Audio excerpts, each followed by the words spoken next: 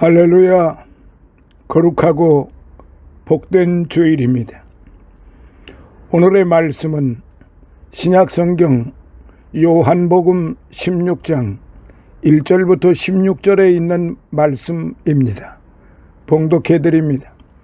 내가 이것을 너희에게 이름은 너희로 실족지 않게 하려 함이니 사람들이 너희를 추례할 뿐 아니라 때가 이르면 무릇 너희를 죽이는 자가 생각하기를 이것이 하나님을 섬기는 예라 하리라.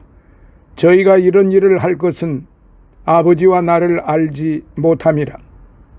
오직 너희에게 이 말을 이른 것은 너희로 그때를 당하면 내가 너희에게 이 말한 것을 기억나게 하려 함이요 처음부터 이 말을 하지 아니한 것은 내가 너희와 함께 있었음이니라. 지금 내가 나를 보내신 이에게로 가는데 너희 중에서 나더러 어디로 가느냐 묻는 자가 없고 도리어 내가 이 말을 함으로 너희 마음에 근심이 가득하였도다. 그러하나 내가 너희에게 실상을 말하노니 내가 떠나가는 것이 너희에게 유익이라. 내가 떠나가지 아니하면 보혜사가 너희에게로 오시지 아니할 것이요 가면 내가 그를 너희에게로 보내리니 그가 와서 죄에 대하여 의에 대하여 심판에 대하여 세상을 책망하시리라. 죄에 대하여라 함은 저희가 나를 믿지 아니하며 의에 대하여라 함은 내가 아버지께로 가니 너희가 다시 나를 보지 못하며 심판에 대하여라 함은 이 세상 임금이 심판을 받았음이니라. 내가 아직도 너희에게 이를 것이 많으나 지금은 너희가 감당치 못하리라. 그러하나 진리의 성령이 오시면 그가 너희를 모든 진리 가운데로 인도하시리니 그가 자의로 말하지 않고 오직 듣는 것을 말하시며 장래일을 너희에게 알리시리라. 그가 내 영광을 나타내리니 내 것을 가지고 너희에게 알리겠음이니라. 무릇 아버지께 있는 것은 다 내 것이라. 그러므로 내가 말하기를 그가 내 것을 가지고 너희에게 알리리라 하였노라. 조금 있으면 너희가 나를 보지 못하겠고 또 조금 있으면 나를 보리라 하신대. 아멘. 오늘의 말씀을 통해서 우리가 같이 은혜를 받고자 하는 말씀은 성령 능력의 실상, 성령 능력의 실상이라는 말씀을 통해서 같이 은혜를 받고자 합니다. 오늘의 요절의 말씀은 7절입니다. 내가 너희에게 실상을 말하노니 내가 떠나가는 것이 너희에게 유익이라. 내가 떠나가지 아니하면 보혜사가 너희에게로 오시지 아니할 것이요 가면 내가 그를 너희에게로 보내리니. 바로 이 말씀입니다. 여기에 내가 너희에게 실상을 말하노니 이렇게 말씀을 하셨죠. 그래서 오늘의 말씀 제목이 성령 능력의 실상, 주님이 함께 하시는, 주의 영이 함께 하시는 성령 능력의 실상에 대해서 말씀을 전해드리고자 합니다. 십자가 죽음을 앞둔 예수님은 제자들에게 자신이 떠나가는 것이 실상은 그들에게 유익이 된다고 말씀하셨어요. 왜냐하면 주님께서 떠나가셔야만 보혜사 성령을 보내주실 것이기 때문입니다. 주님께서 보내주시기로 한 성령이 신자들을 위해 감당하는 사역을 고찰해 본다고 하면은 우리는 그 이유를 충분히 이해할 수 있습니다. 성령은 세례를 통해 우리를 예수님과 연합시키십니다. 고린도전서 12장 13절. 성령은 성령 충만함을 통하여 우리를 내적으로 감화시켜 하나님의 뜻에 따라 살아갈 수 있게 하십니다. 에베소서 5장 18절. 성령은 신자가 하나님의 소유됨을 인치시는 보증인의 역할을 하십니다. 고린도후서 1장 21절로부터 22절에. 또한 성령은 각 신자의 마음속에 내주하셔서 가르치시고 인도해 주십니다. 로마서 8장 1절로부터 11절. 성령은 성령의 은사를 통해 신자가 교회와 다른 사람을 섬길 수 있게 이끄십니다. 고린도전서 12장 4절로부터 11절에요. 이렇게 성령께서 하시는 일인데요, 이 성령께서 하시는 일이 추상적이고 관념적인 것이 아니고 실상이라는 사실입니다. 자, 히브리서 11장 1절에 뭐라고 말씀하셨습니까? 믿음은 바라는 것들의 실상이요, 믿음은 바라는 것들의 실상이요, 보지 못하는 것들의 증거니라. 사랑하시는 성도 여러분, 그러므로 오늘 우리가 실상을 얘기를 하는 거지, 실상을 믿는 거지, 추상을 믿는 게 아니고, 어떠한 상상을 믿는 게 아니고, 관념, 어떤 개념, 철학, 그리고 어떤 도덕, 윤리, 이런 것을 우리가 믿고 바라고 그걸 증거로 하는 것이 아닙니다. 우리는 실상을 증거하는 것입니다. 어떤 실상이요? 예수 그리스도와 함께 하시는 하나님의 성령 능력의 실상이라는 사실입니다. 요컨대 성령은 신자들 속에 내주하셔서 그리스도의 가르침을 기억나게 하시고, 그래서 우리로 하여금 그리스도의 모습을 닮아가도록 인도하고 지도하십니다. 고린도후서 3장 17절로부터 18절에요. 성령이 우리의 변함없는 안내자요 조력자라는 사실을 진정 이해하게 된다면 우리는 성령의 인도하심과 감화하심에 따라 믿음으로 발을 한 발 한 발 내딛게 되는 것입니다. 그 결과 우리의 신앙 삶은 하나님을 기쁘시게 하는 성령의 열매들을 주렁주렁 맺게 되는 것이지요. 그 성령의 열매가 바로 갈라디아서 5장 22절로부터 23절에 있는 성령의 9가지 열매인 것입니다.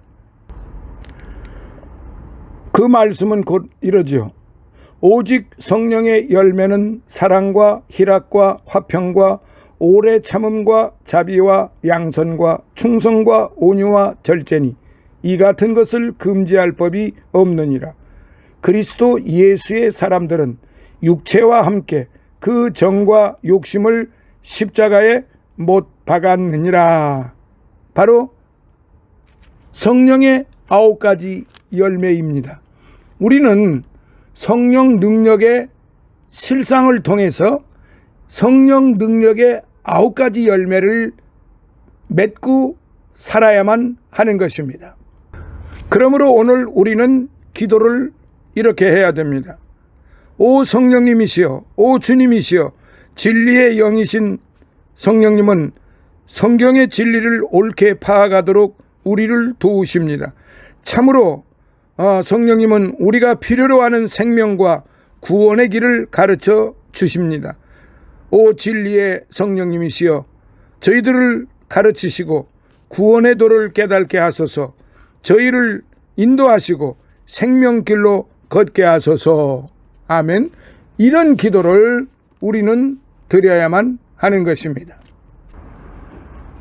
그러므로 되게 많은 사람들은 예수를 믿고 하나님께 경배하고 성령을 체험하려는 모든 신앙의 생활을 하나의 사상이나 관념적인 것으로만 이해하려고 합니다. 그러나 우리가 분명히 깨달아야 할 것은 하나님을 섬기는 일이나 예수님을 믿는다고 하는 것은 하나의 추상적이고 관념적인 것이 결코 아니라 실존적으로, 실제적으로 실상입니다. 실상으로 체험해 되고 있고 또 그렇게 믿어야 한다는 사실입니다. 그런데 이러한 실존적인 신앙이 되게 하려면 무엇보다도 하나님의 영이신 성령이 우리 속에 임재해야만 되는 것이죠. 즉 성령을 받아야만 한다는 말씀이에요. 그러므로 성령으로만이 성경의 모든 말씀도 실존적으로 깨닫게 되는 것이요, 설교를 해도 기도를 해도 찬송을 불러도 실존적인 실상으로 해야만 하는 것이고, 또 그것이 믿음으로 할 때 실상이 되는 것입니다. 역사가들이 소위 암흑시대라고 말하고 있는 중세기에는 종교가 극도로 부패해져 있었어요. 이러한 종교의 부패성과 타락을 보고 마르틴 루터는 96개 조항을 내걸고 종교 개혁을 단행하게 되었던 것입니다. 그런데 그 당시에는 종교적인 개혁만 일어난 것이 아니라 모든 문학이나 철학에서도 새로운 사상이 일어나기 시작을 했는데요. 그것이 계몽주의입니다. 그래서 계몽주의적인 문학이나 특히 철학에서는 계몽주의 철학이 성행하기 시작했던 것입니다.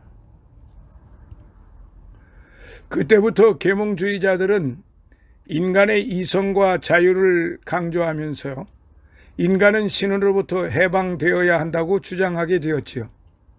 너무 지나치게 신을 떠나서 인간의 존엄성을 주장하다 보니 모든 사상이 현실성이 없어지고 실존적이 아닌 형식주의 내지는 관념주의가 되어버리고 말았습니다. 그러므로 비유를 들어서 묘사한다고 하면 마치 사상과 철학은 고층 빌딩과 같이 지었지만 정작 실제로 그 사람이 살기는 조그만 초가집에서 사는 것과 같이 되어버리고 말았다는 말입니다. 그래서 이러한 관념적인 철학에서 반발적으로 생겨난 사상이 바로 실존주의 철학입니다. 이 실존주의 철학도 두 가지로 분류한다고 하면은 유실론적 실존주의와 무실론적 실존주의가 있는데 그 대표적인 학자를 보면 전자에는 기에콜, 칼 야스퍼스를 들 수 있고 후자에는 장폴 샤르트르나 알베르트 까미 등이 있는 것입니다. 어쨌든 제가 말씀드리고 싶은 실존주의의 의미는 사실적이고 참으로 존재하는 현실적이며 체험적이라는 뜻입니다. 사랑하시는 성도 여러분, 우리가 믿는 기독교의 신앙이 교회나 다니고 성경과 교리만 잘 알아서 관념과 사상을 아는 것으로 그친다면은 그 신앙은 죽은 신앙인 것이라고 하는 것을 아시기 바랍니다. 우리의 진정한 신앙생활은 하나님을 참으로 만나는 체험이 있어야 하고 예수 그리스도를 통한 구속의 체험이 있어야 하고 하나님의 거룩한 영이 되시는 성령이 내 안에 들어와 체험돼야 그의 신앙은 확실하고 생명이 있어지는 것입니다. 그러므로 우리가 성령을 받는다고 하는 말은 다른 것이 아니에요. 관념적으로 믿던 하나님을 내 속에서 현실적으로 느끼는 거예요. 이것은 교회에 오래 다녔다고 되는 것도 아니고 어떤 직분을 맡아서 잘해 나간다고 해서 되는 것도 아니에요. 성경을 잘 알고 외운다고 해서 되는 것도 아닙니다. 모든 말씀과 교리에 대한 신앙이 성령의 도움으로 실존적이며 체험적으로, 다시 말씀드리면 오늘 본문의 제목처럼 실상, 성령 능력의 실상으로 살아 움직여야만 하는 것입니다. 그리하여 내 감정과 지식과 의지와 내 인격 전체를 기울이고 내 생명까지라도 투자할 수 있는 전인적인 신앙으로 바뀌어야 하는 것이지요. 형식적으로 조금 알고 그저 교회만 왔다 갔다 하는 것은 실존적인 신앙이 될 수 없어요. 실상의 신앙이 될 수가 없다는 말이에요. 그러므로 성령을 받아야만 된다는 말씀입니다. 사도 바울이 에베소 교회를 방문했을 때 그 교인들이 예배드리는 모습을 보니까 찬송도 기도도 힘이 없고 생명력이 없어 보였던 것입니다. 그때 에베소 교회를 향하여 너희가 믿을 때 성령을 받았느냐고 물었습니다. 그러자 그 교회 교인들은 우리는 성령이 있다는 말도 들어보지 못했노라고 대답을 했어요. 그 교회에는 원래 아볼로라고 하는 젊은 목사가 있었는데 그는 학식도 많고 성경도 잘 알아서 잘 가르쳤어요. 설교도 잘했어요. 그러나 그는 성령의 세례를 받지 못했기 때문에 자기의 아는 것이나 가르치는 것이나 자기의 신앙이 실존적인 것이 못 되었던 것입니다.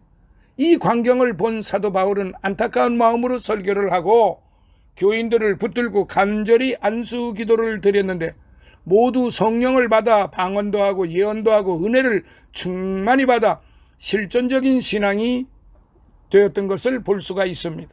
사랑하신 성도 여러분, 우리들도 지금까지 형식적으로 혹은 관념적으로 예수 믿고 교회에 다니지는 않았습니까? 우리 모두 성령을 실제로 받아서, 실상으로 받아서 우리의 신앙생활에 체험이 있으시기를 축원합니다. 성령을 모셔드리고 매일매일 성령의 인도함을 받아 살게 될 때에 하나님이 실제로 나와 함께 하신다는 체험을 얻게 되는 거예요. 관념적이고 추상적인 신앙에서 실존적인 실상의 신앙이 되는 것을 믿으시기 바랍니다.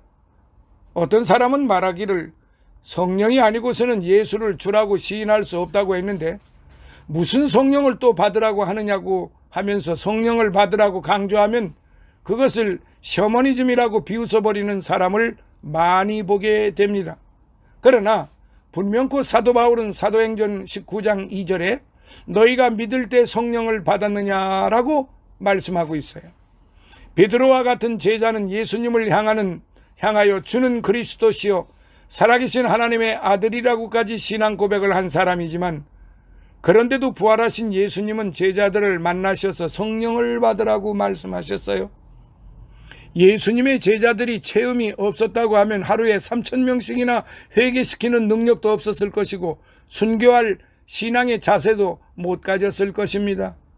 그러므로 성령을 실존적으로 모셔드려야만 그 사람의 신앙이 사실적으로 되고 산 신앙을 소유할 수 있음을 믿으시기 바랍니다. 실존적이라는 말은 실상이라는 말, 실제 존재한다는 말이에요. 사랑하시는 성도 여러분, 성령은 하나님의 영입니다. 그러므로 하나님의 영이신 성령을 모셔드리지 아니하고서는 영이신 하나님을 바로 알 수가 없어요. 또 성령은 그리스도의 영이기 때문에 인간의 지식이나 지혜나 인간의 총명으로는 예수님이 하나님의 아들이 되시고 내 죄를 위하여 십자가에서 피 흘려 돌아가시고 부활하신 나의 구주로 확실히 믿어지지 않습니다. 성경은 분명히 말씀하시기를 그리스도의 영이 없으면 그리스도의 사람이 아니라고 기록되어 있습니다. 그러므로 예수를 나의 구주로 모시는 방법은 육의 감정을 자극하거나 혼을 통해서가 아니라 오직 예수님의 영이 되시는 성령으로만이 가마를 주어 고백하게 하는 것이에요. 오늘 본문 말씀에도 보면 너희가 지금은 감당치 못하리라. 그러나 진리의 성령이 오시면 너희를 모든 진리 가운데로 인도하시리라 라고 기록이 되어 있습니다. 또 성령은 진리의 영이시므로 우리가 하나님의 말씀을 깨닫고 진리를 바로 하려고 한다면 진리의 영이신 성령이 내 속에 들어와서 도와주십니다. 그래야 말씀도 진리도 깨닫게 되는 것을 믿으시기 바랍니다. 요한 1서 2장 27절에 보면 너희는 주께 받은 바 기름 부음이 너희 안에 거하나니 아무도 너희를 가르칠 필요가 없고 오직 그의 기름 부음이 모든 것을 너희에게 가르치며 또 참되고 거짓이 없으니 너희를 가르치신 그대로 주 안에 거하라 라고 기록이 되어 있습니다. 그런 거로 이러한 실존적으로 하시는 실상으로 하시는 성령을 받지 아니하고는 천국도 지옥도 믿어지지 않을 뿐만 아니라 죄가 무엇이며 영생과 부활이 어떤 것인지조차 이해도 되지 않는 것입니다. 아무쪼록 성령을 모셔드려 실존적인 신앙의 자세를 가지시기를 축원합니다. 이러한 성령의 체험을 위해서 우리는 먼저 간절히 사모해야 합니다. 하루 이틀 사모하는 것이 아니라 일평생을 두고 날마다 사모하는 심령이 되어 성령은 그 사람을 가까이 하시게 되는 겁니다. 악한 마귀는 우리가 싫다고 해도 억지로 찾아 들어오지만 성령은 우리가 환영하고 사모하지 않으면 들어오시지를 않습니다. 그러므로 찬송을 부를 때, 기도를 드릴 때 간절히 사모하는 심령을 가지시기 바랍니다. 성경에 보면 예수님께서 분명히 누가 자식이 떡을 달라고 하면 돌을 주고 생선을 달라고 하면 뱀을 줄 사람이 어디 있겠느냐 하물며 하나님께서 너희의 밤낮 구하는 자에게 성령을 주시지 않겠느냐 하고 말씀하고 계십니다. 성령을 받는 것이 우연히 혹은 자연적으로 와지는 것으로 착각하지 마시기 바랍니다. 전도할 때나 설교를 들을 때나 기도할 때나 무슨 일이든지 성령을 사모하여 의지하시기 바랍니다. 우리가 허락하신 은사를 받고 뜨거운 불의 체험을 할 때뿐만 아니라 매일매일의 삶 속에서도 성령의 능력의 그 실상은 날마다 우리와 함께 하신다는 사실을 믿고 의지해야 하는 것입니다. 이렇듯 간절히 사모하고 간구하고 믿고 의지하는 자에게 우리 하나님은 어떤 추상적이고 관념적인 하나님이 아니시라 실존적인 실상의 성령님이 되시기 때문에 우리와 늘 함께 하시고 동행하시고 우리에게 능력을 주시고 우리를 도와주시는 것입니다. 그러므로 성령께서 우리가 피부로 느낄 정도로까지 체험하게 하시고 사한 신앙이 되도록 인도하시는 분이신 것을 믿으시기 바랍니다. 사랑하시는 성도 여러분, 요한계시록 3장 1절로부터 22절까지 쭉 읽어보세요. 거기에 특별히 계시록 3장 15절에 내가 네 행위를 아노니 차지도 않고 더웁지도 아니하도다. 네가 차든지 더웁든지 하기를 원하노라 미지근한 태도에 대해서 말씀을 하셨습니다. 요사이는 날씨가 더워서 따끈한 커피 대신 냉커피를 마시는 분들이 많아요. 커피는 따끈하든지 아주 차든지 해야지 미지근한 것은 제 맛을 알 수가 없어서 토해버리고 싶습니다. 라오디게아 교인들의 신앙 상태가 이렇게 차지도 않고 덥지도 아니하여 주님께서 토하여 내치시겠다고 책망을 하신 것입니다. 성경 주석가들 중에는 요한계시록 2장과 3장에 나오는 아시아의 7교회는 예수님 당시부터 예수님 재림하실 때까지 7시대의 교회의 특징을 나타내는 것이라고 말하는 학자들이 있습니다. 그 중에 제일 마지막에 나오는 라오디게아 교회는 말세 교회의 특징을 나타낸다고 볼 수 있어요. 이 라오디게아 교회, 즉 말세 교회가 책망받은 죄는 한마디로 미지근하다는 거예요. 내가 네 행위를 아노니 네가 차지도 아니하고 덥지도 아니하도다. 네가 차지도 아니하니 내 입에서 너를 토하여 내치리라 라고 책망을 하셨어요. 아시아 7교회 중에 어떤 교회는 칭찬과 책망도 했고 어떤 교회는 칭찬만 했으나 이 말세 교회의 모형인 라오디게아 교회는 칭찬 없이 책망만 했습니다. 그 책망이 바로 차지도 않고 덥지도 않아 미지근하다는 것이에요. 회개하지 않으면 주님의 입에서 토하여 내치겠다는 말씀이에요. 계시록 3장 19절에는요. 물은 내가 사랑하는 자를 책망하여 징계하노니 그러므로 네가 열심을 내라 회개하라라고 말씀하고 계십니다. 또 이 라오디게아라는 이름의 뜻은 국민의 권리라는 말입니다. 국민의 권리 라는 뜻인데 그들은 자기들의 권리만 주장했지 주 예수 그리스도의 권리는 생각지 않았습니다. 이는 어쩌면 오늘날 말세 교회의 상태와 너무나도 비슷합니다. 세상 사람들이 인권운동이니 민주화운동이니 하니까 교회 안에서도 인권의 권리를 주장하고 인본주의로 흘러가고 있어요. 그러니까 자연히 주님의 주권이나 하나님의 뜻을 따르려고 하질 않아요. 당연히 영적으로는 미지근하게 식어지고 마는 것입니다. 주님 앞에는 구역질나는 교회가 되고 마는 것이지요. 예수님을 구역질나게 하는 사람은 무신론자나 특출한 게으른 사람들이에요. 교역자들의 시간과 힘을 제일 많이 소모시키는 사람도 비록 미지근한 교인, 무관심한 교인들이기도 합니다. 이런 자들은 구원의 즐거움을 잃게 되고 성경 말씀의 맛을 잃게 되고 죄에 대한 승리를 잃게 됩니다. 그럼 구체적으로 어떤 미지근한 태도가 우리에게 죄가 되는지 몇 가지 말씀드립니다. 첫째, 죄에 대하여 미지근한 태도입니다. 현대 교회는 옛날에는 틀렸다고 했던 일들은 오늘날에는 웃으면서 받아들입니다. 그 이유는 시대가 변했기 때문이라는 것이지요. 그러나 하나님은 변치 않으시며 성경 말씀도 변함이 없어요. 사람이 무엇으로 심든지 그대로 거둔다라는 진리는 지금도 진리입니다. 죄의 값은 사망이라는 말씀도 변함없는 진리입니다. 죄가 장성한 즉 사망을 낳느니라는 하는 말씀도 지금까지 변함없는 진리입니다. 이 시대는 죄에 대하여 충격을 받기는커녕 환영을 받고 옛날에는 숨어서 죄를 짓던 죄를 이제는 버젓이 드러내놓고 죄를 짓고 있습니다. 둘째, 영혼 구원에 대한 미지근한 태도입니다. 교회는 다니면서도 영혼 구원에 대해서는 확신을 갖지 못한 채 미지근한 태도를 가진 이가 많아요. 그리고 예수 믿고 구원받으라고 하면 나중에 믿지요. 너나 믿으세요. 천천히 교회 나가지요. 한 그런 미지근한 태도를 보이고 살다가 다시는 돌이킬 수 없는 영원한 지옥불로 떨어지는 사람들이 많이 있다는 사실입니다. 셋째, 말씀 순종에 미지근한 태도입니다. 예수님은 우리의 구세주가 되실 뿐만 아니라 우리의 생활의 주인이 되셔요.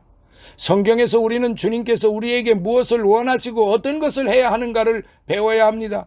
우리는 주님의 명령에 미지근한 태도를 보이면 안 됩니다. 우리는 이것을 주님의 말씀이요, 우리는 여기에 순종해야 합니다라고 말해야 됩니다. 느헤미야 8장에 보면 이스라엘 백성이 예루살렘으로 돌아와서 성을 증축한 후 다 함께 모여 학사 에스라에게서 성경 말씀을 들을 때에 책을 펴는 순간 모든 백성이 일어섰고, 에스라가 하나님을 총축하며 모든 백성은 손을 들고 아멘 아멘 하면서 응답을 했어요. 이렇게 확실하게 분명하게 실상의 삶을, 실상의 신앙생활을 해야 된다는 사실입니다. 네 번째, 기도의 미지근한 태도입니다. 우리는 기도의 위력을 믿고 기도를 해야 한다는 것을 믿으면서도 막상 기도 생활에 미지근한 사람이 많아요. 우리는 기도의 약속을 알고 기도의 능력도 알고 기도의 응답도 체험했으면서도 기도 생활에 미지근할 때가 얼마나 많은지 몰라요. 기도에 게을러서 기도를 쉬는 죄를 범할 때가 얼마나 많습니까? 우리는 매일매일 우리 마음을 하나님께 쏟아놓는 장소와 시간을 가져야 됩니다. 기도는 능력의 원천이에요. 그런데 세상 일을 기도보다 앞세우고, 아플 때 주님보다 의사를 더 의지하고, 어려운 일 당할 때 기도하기보다 자기 지혜를 앞세울 때가 얼마나 많아요. 절망에 부딪혀서 어쩔 수 없을 때가 되어야 하나님께 도와달라고 할 때가 얼마나 많습니까? 하나님은 우리가 잃어버린 기도의 은밀한 장소를 다시 찾기를 원하시며 그것을 버리지 않기를 간절히 원하십니다. 끝으로 다섯 번째, 봉사와 사명에 대한 미지근한 태도입니다. 모든 교회는 충성되고 헌신적인 신자를 간절히 찾고 있어요. 많은 사람이 그리스도인으로서 열심히 일하고 봉사하다가 어느 때가 되면 그만두고 봉사와 사명에 미지근해지는 것을 볼 수 있어요. 오늘 우리는 결코 이런 삶을, 이러한 뜨뜻미지근한 그러한 신앙생활을 해서는 안 됩니다. 왜냐하면 하나님은 해와 달과 별과 우주 만물을 창조하신 위대한 하나님이실 뿐만 아니라 우리의 머리카락 하나까지 세시고 참새 2마리가 한 아사리온에 팔려가는 것도 간섭하시는 섬세하신 하나님이시기 때문입니다. 하나님은 교회의 목사나 전도사의 사명만 중요하게 보시는 것이 아니라 여러분 각자가 맡은 봉사의 직분이나 기관의 책임과 사명도 똑같이 귀중하게 보시는 것입니다. 오늘 이 말씀을 마음속에 깊이 생각을 하면서 정말로 성령 능력의 실상이 우리와 함께 하신다는 사실, 그리고 우리가 그 실상을 믿어야 한다는 사실, 그리고 그것을 보이지 않다 할지라도, 내 귀에 들리지 않는다 할지라도, 내 눈에 보이지 않는다 할지라도, 내 피부에 닿지 않는다 할지라도 실상으로 믿고 나가는 것이, 그거에 바로 증인들의 삶인 것입니다.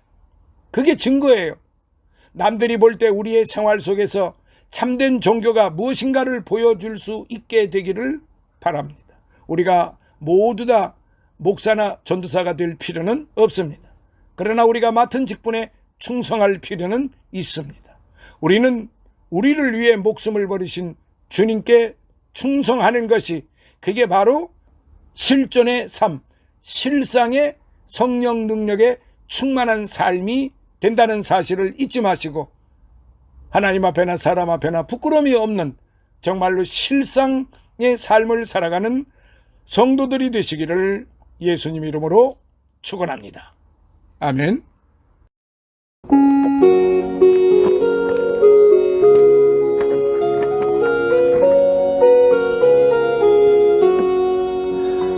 내 주의 나라와 주 계신 성전과 피 흘려 사신 교회를 늘 사랑합니다.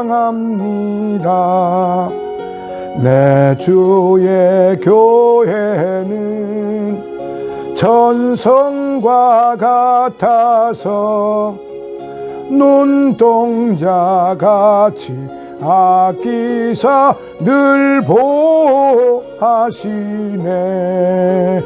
이 교회 위하여 눈물과 기도로 내 생명 다하기까지 늘 봉사합니다. 성도의 교제와 교회의 생활과 구주와 맺은 언약을 늘 좋아합니다. 하늘의 영광과 베푸신 축복이 진리와 함께 영원히 시온에 넘치네. 아멘. 지금은 우리 주 예수 그리스도의 무한하신 은혜와 하나님 아버지의 극진하신 사랑하심과 성령님의 감화 감동 내주 충만 교통하심이 지금까지 기도했던 모든 사랑하는 믿음의 형제들 머리 위에, 그들의 소망 위에 이제로부터 영원토록 함께 하실지어다. 아멘.